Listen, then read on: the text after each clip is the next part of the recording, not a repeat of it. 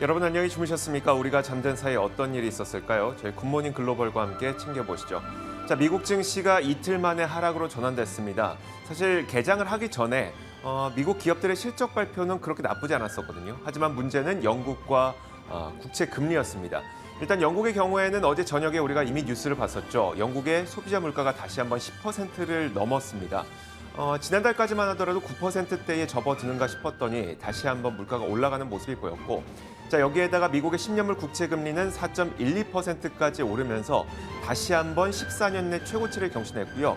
국채 금리의 급등세가 계속 이어지고 있습니다. 이러다 보니까 시장에서는 상당히 부담감으로 느끼면서 전체적으로 하락했다고 보시면 될 것 같습니다.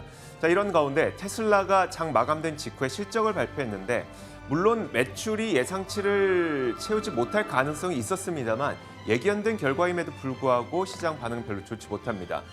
지금 현재 시간외 거래에서 거의 4%가량 하락하고 있는데요. 그러다 보니까 과연 내일 시장도 우리가 좀 기대해 볼 수 있을까라는 의구심이 생기게 됩니다.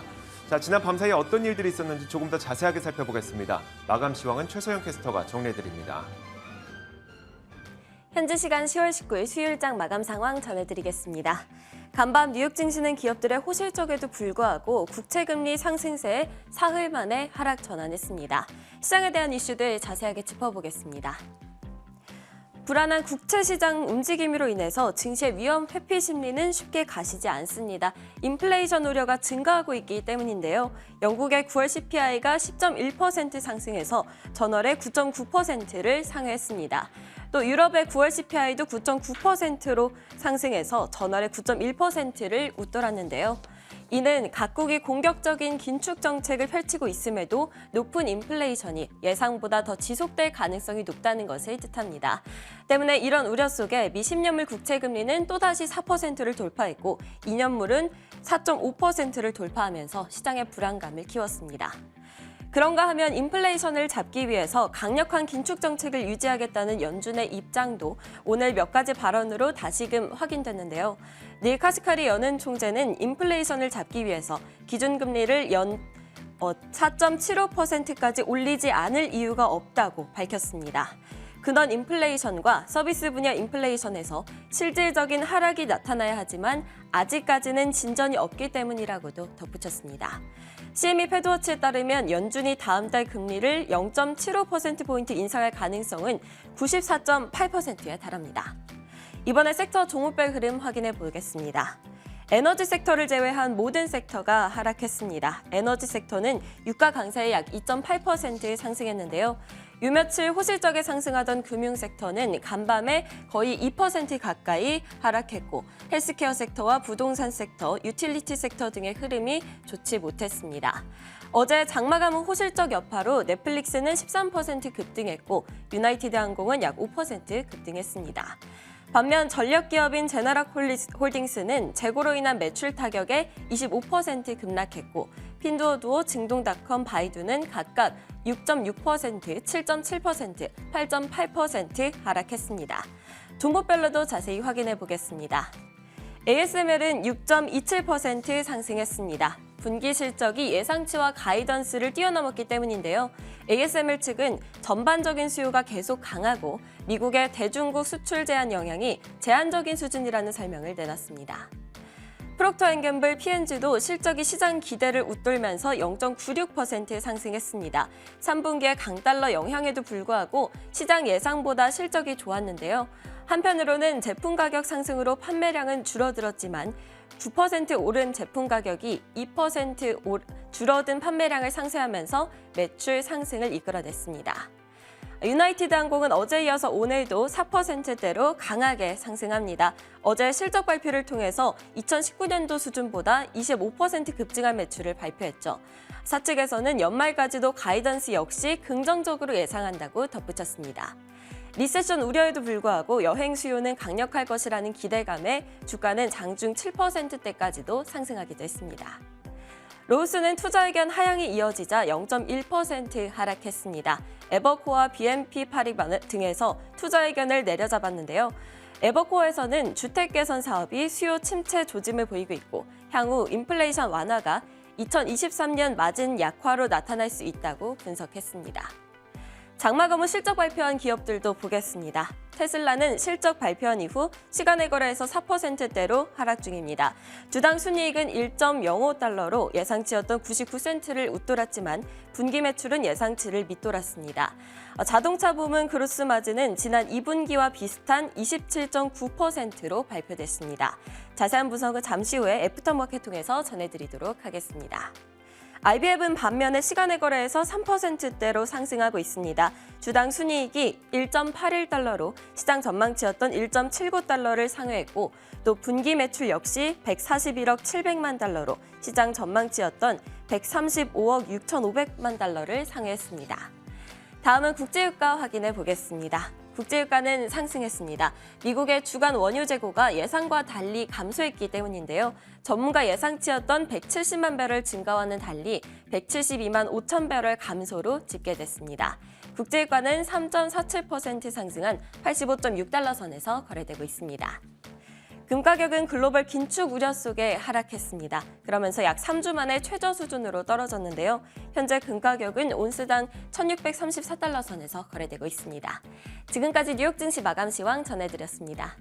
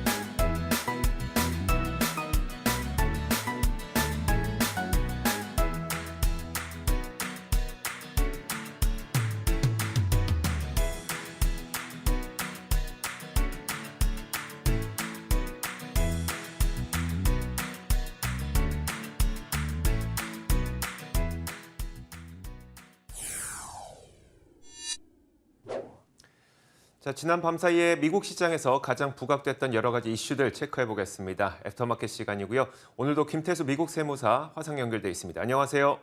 네, 안녕하세요. 자, 먼저 오늘은 어떤 이슈들이 좀 언급됐었는지 첫 번째 이슈부터 키워드를 통해서 확인해 보겠습니다. 첫 번째 이슈는 바로 이겁니다. 강력한 소비와 고용입니다. 자, 이게 어떤 내용일까요? 네, 제가 요즘 들어서 이제 시장의 긍정적인 면에서 이제 분석한 데이터들을 많이 소개를 하고 있는데, 다우지수 보면은 최근에 강력한 양봉이 나타나면서 쌍바닥을 만드는 모습을 보이고 있습니다. 그러면서 최근 캔들의 흐름이 이 강력한 양봉 위쪽에서 움직이고 있기 때문에 시장에 대해서 조금 더 긍정적으로 평가해야 할 필요가 있다라고 보여져서 말씀을 드리는 건데, 뱅크 오브 아메리카의 CEO 브라이언에 대해서 제가 그다지 좋아하지는 않습니다만 지난밤에는 굉장히 좋은 얘기를 했습니다. 왜냐면은 다른 많은 기관에서 2023년도에 경기 침체되기 때문에 이거 주의해야 된다 이렇게 얘기를 하고 있는데, 브라이언 같은 경우에는 소비자들이 지속적으로 소비를 하고 있기 때문에 그 정도까지는 가지 않을 거다, 괜찮을 거다 이렇게 좀 얘기를 했습니다. 브라이언이 지금 미국 소비자들의 어떤 그 회복력이 살아있다 이렇게 평가를 한 건데, 뱅크 오브 아메리카의 직불카드, 신용카드 이런 것들 사용 내용 봤더니 지금 10월까지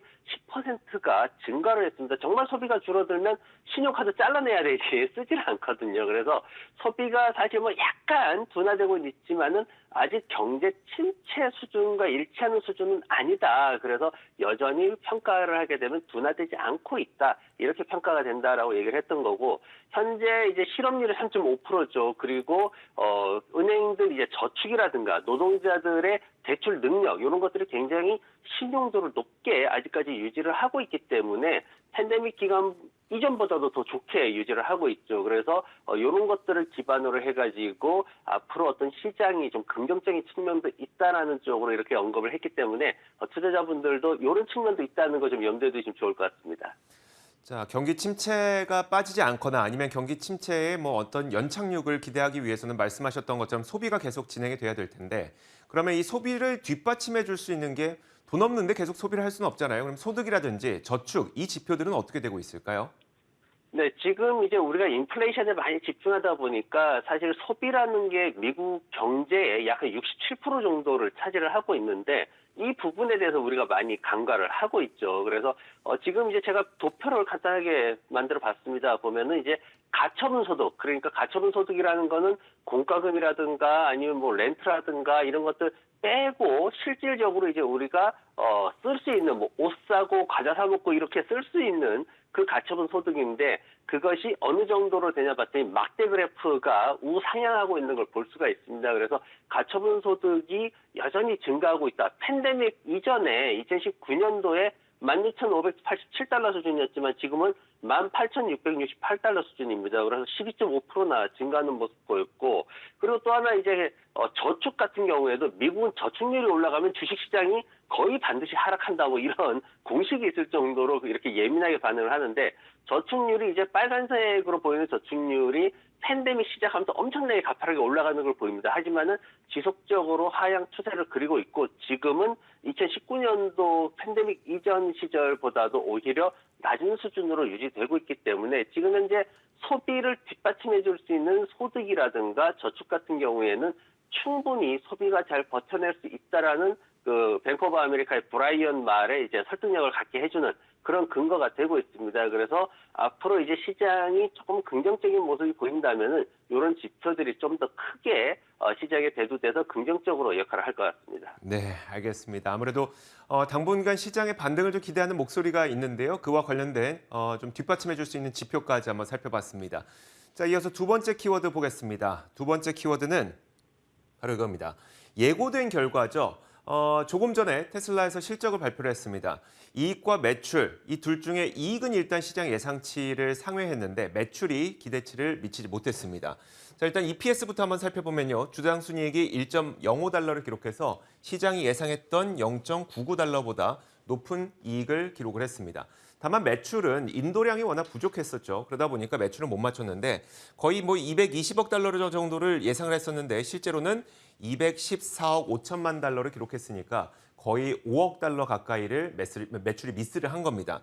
어쩌면 예고된 결과인데요. 3분기 인도량을 우리는 이미 확인했습니다. 34만 3천 대를 기록했는데 시장 예상이 뭐 36만 대 이상을 예상했었기 때문에 매출을 못 맞춘 것은 어쩌면 너무 당연하고요. 자, 그런데 만약에 이렇게 될 경우 테슬라가 기존에 제시했던 올해 인도량 목표치를 채우지 못할 수도 있다는 우려가 나오고 있습니다. 일단 지금까지 나온 걸 보면 당초 올해 140만 대 정도를 판매하겠다라고 얘기를 했었죠. 그런데 시장에서 4분기에 어느 정도 인도할 것인지를 예상을 하고 있는 그 컨센서스를 보면 45만 2천 대 정도를 더 추가적으로 인도할 것으로 예상하고 있거든요. 근데 지금까지 3분기까지의 인도량과 45만 2천 대 이걸 감안하게 되면 올해 136만 대 정도를 판매할 수 있다는 결과가 계산이 나옵니다. 결국 여전히 1등은 맞지만 시장 기대치가 상당히 낮아질 수도 있다는 우려감이 생길 수 있는 건데요. 사실 이게 끝이 아니죠. 투자자들은 사실 실적 시즌에 어닝콜을 통해서 더 듣고 싶은 이야기가 상당히 많습니다. 자, 무엇이냐면 일단 사이버트럭 과연 언제 출시되냐 이 부분을 어닝콜을 통해서 많이 확인하려고 할 것 같고요. 트위터 인수로 그럼 테슬라 주식 팔 거냐 이에 대한 질문도 분명히 나오게 될 것 같습니다. 테슬라 자체 배터리셀 제조 진행 상황은 어떻게 되고 있으며 자사주 매입도 할 계획이 있냐 이런 부분들을 아마 어닝콜을 통해서 많은 분들이 질문을 하게 될 것 같은데 일론 머스크는 어닝콜에 무조건 등장하지는 않겠다라고 이미 공언한 바 있지만 지금은 상황이 상황이니만큼 이번 어닝콜에는 등장하지 않을까라는 기대감도 있습니다. 자, 일단 뭐 어닝콜은 저희가 앞서서 계속해서 지켜봐야 되겠고 일단 지금까지 나온 실적만 봐서 이 실적에 대해서 어떻게 평가하세요? 네, 지금 실적 숫자만 보면은 사실 이게 뭐 나쁘다라고 평가할 수 없습니다. 왜냐하면 계속해서 성장세를 유지를 하고 있고 그리고 올해 이제 50% 정도 평균적인 어떤 연간 성장률을 보일 것이다라고 또 발표도 했고 그래서 숫자상으로 보면은 사실 나쁠 게 없어요. 근데 주식이 숫자로만 움직이지는 않거든요. 그래서 저는 이걸 이제 표현을 한 게 이순신 장군이 전쟁에 나가면서 두려움을 희망으로 이렇게 바꾸면 승리한다라고 했는데 반대로 테슬라에 대한 기대감이 지금은 너무나 평범한 완성차 수준으로 나오고 있지 않나 저는 이렇게 평가를 합니다. 그래서 사이버트럭 얘기 듣고 싶은데 사이버트럭은 이미 조롱거리가 됐어요. 이미 일론 머스크가 자업자득인 격으로 자기가 스스로 이제 망쳐버렸죠. 그리고 성장성 사실 그동안 뭐 100%씩 성장하다가 50% 나왔는데 우리가 이만큼 컸으니까 수익 내고 있으니까 이거 대단하지 않냐라고 말하지만 투자자들 입장에서는 체감되지 않는 성장률이거든요. 그리고 현금 많다고 또 이번에 또 자랑을 했습니다. 근데 트위터 사야 되죠. 우주선도 날려야 됩니다. 그러다 보니까 쓸 돈도 많아요. 게다가 주식도 계속 팔아야 됩니다. 트위터 인수하려고 하면은 계속 팔아야 되는데 시장에서 가장 강력한 매도 세력이 테슬라 자신이 될 수도 있는 그런 안 좋은 상황이 될 수도 있어요. 무엇보다 중요하다는 게 이제 테슬라가 평범해지고 있다라는 거예요. 테슬라는 평범한 회사가 아니거든요. 그런데 평범해지고 있습니다. 왜냐면은 세계 최고일 것 같은 테슬라의 완성차 그리고 신제품 라인들 이런 것들이 지금 다른 완성차 업체들의 신제품 라인에 완전히 뒤처지는 모습 보이고 있고 기술력, 자율주행 능력이라든가 아니면은 사이버 트럭 도화 능력에서 아주 조롱거리가 됐죠. 그래서 이런 측면들 봤을 때도 모두 기술이 평범해지고 있다라는 거를 기술이 전체적으로 평준화되는 그런 모습이죠. 이런 것들이 이제 문제인데 테슬라가 다시 도약할 수 있는 어떤 신제품에 대한 비전 이게 제시되기 전까지는 테슬라의 이런 불안감은 해소되지 않을 것으로 그렇게 보여집니다. 알겠습니다. 자, 실적에 대해서는 어닝콜이 나오는 이후에 또 시장 반응이 있을 수도 있으니까요. 그 부분까지는 내일 저희가 업데이트를 해드리도록 하겠습니다. 자, 이어서 다음 키워드 한번 보겠습니다. 다음 키워드는 바로 이겁니다. 여전히 뜨거운 항공주. 요즘에 항공주 실적이 상당히 좋더라고요. 어떤 내용일까요? 네, 항공사들 사실 팬데믹으로 인해 가지고 굉장히 힘들었습니다. 그러다가 올해 들어서 이제 수요가 반등하고 있는 모습을 보이고 있는데, 근데 이제 이게 그 항공사 주식이 사실 좀 올라갈 듯 하다가 지금 최근에 들어가지고 뭐 경기 침체 얘기 나오고 인플레이션 너무 이제 안 떨어지고 이러다 보니까 다시 이제 주가가 횡보하거나 조금 하락하는 그런 모습을 보였습니다. 그런데 이제 지난밤에 유나이티드 에어라인이 정말 투자자들한테 필요한 그런 데이터를 제공했는데 3분기 주당 순이익이 2달러 81센트를 기록을 했습니다. 이게 추정치였던 2달러 27센트보다 한참 높은 수준이고 매출도 예상보다 한 1억 3천만 달러 높게 이렇게 나왔습니다. 그러다 보니까 시장에서 굉장히 좀 안심하는 모습이 들었고 여기에다 이제 그 레피니티브 같은 기관에서 이제 분석한 걸 보면은 4분기에 더 좋다 이렇게 지금 얘기를 하고 있어요. 4분기에 주당 순이익이 적어도 2달러 20 수준까지 올라갈 거다 이렇게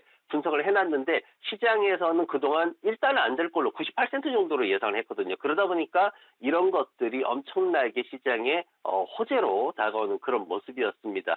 팬데믹 이후에 수요가 좀 굉장히 억눌릴 걸로 예상을 했고 그리고 조종사들하고의 관계 문제, 채용이라든가 재교육에 대한 비용들 그리고 어떤 금리 인상, 유가 인상 이런 것들 때문에 굉장히 재무제표가 어렵게 나올 것이다라는 예측들도 또 굉장히 많았지만은 그래도 이런 모든 것들을 여행자들의 수요가 증가하는 것으로 모두 커버해버리는 이런 모습을 보이면서 굉장히 앞으로 어떤 항공주에 대해서 긍정적인 그런 영향을 제시를 했습니다. 자, 이렇게 항공주 좀 기대해 볼 만할 것 같은데 근데 우리가 비행기를 타고 가서 결국 거기서 뭐 숙박도 하고 먹거리도 하고 이러지 않습니까? 결국 호텔이라든지 이 항공주 외에 다른 여행 산업들은 어떨까요?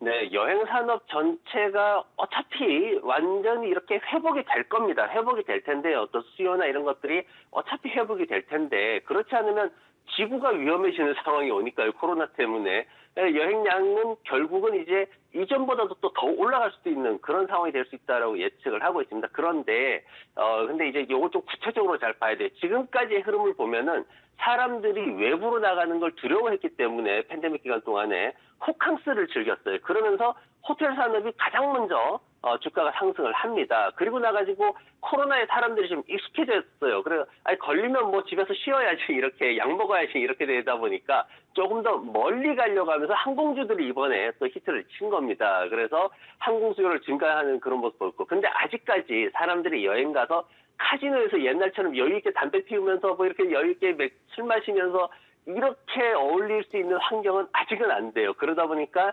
리조트라든가 아니면 크루즈라든가 이런 쪽에서는 아직은 다운돼 있는 그런 모습을 보이고 있고 그리고 또 하나 중요한 건 뭐냐면은 소비자들의 여행에 대한 태도나 습관이 굉장히 또 많이 바뀌었습니다. 이게 뭐냐면은 기존에 불과 1, 2년 전만 하더라도 우리가 뭘 얘기를 했냐면은 소비자들 행동이 바뀌었다 해가지고 에어비앤비라든가 뭐 공유 경제라든가 아니면 티켓팅 인터넷을 쉽게 하는 이런 것 서비스 굉장히 중요하게 생각했는데 팬데믹 기간 동안에 이게 다시 뒤집어져 버렸어요. 사람들이 에어비앤비에 가려니까 안전에 대한 문제가 걸려요. 어떤 소독이라든가 이런 문제가 걸리고 위생적인 문제가 걸리고 그리고 또 인터넷으로 하려다 보니까 단체로 가는 이런 어떤 여행에 대해서 거부감을 느낍니다. 그러다 보니까 오히려 에어비앤비라든가 아니면은 익스피디아닷컴이라든가 이런 종목들은 주가가 바닥을 치고 있는 이런 모습들을 볼 수가 있습니다. 그래서 최근에 어떤 이런 흐름들을 이제 조금 읽어낼 수 있으면은 앞으로 여행 관련해서 다양한 분야에서 기회가 좀 오지 않을까 그렇게 보여집니다. 네,